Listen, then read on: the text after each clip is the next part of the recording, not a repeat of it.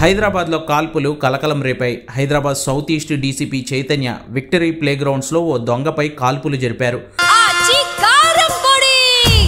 అదరగొట్టే కారం రంగు రుచి ఆచి కారం పొడి.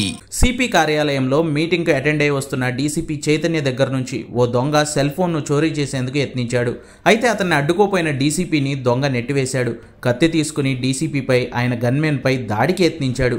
డీసీపీ గన్మెన్ కాలిపై కత్తి దిగడంతో దొంగను అదుపు చేసేందుకు ఆ డీసీపీ గన్మెన్ దగ్గర నుంచి గన్ తీసుకుని 3 రౌండ్లు కాల్పులు జరిపారు.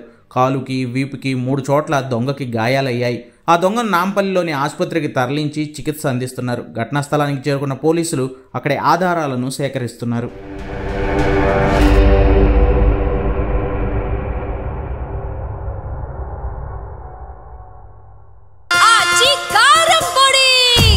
అదరగొట్టే కారం రంగు రుచి ఆచి కారం పొడి.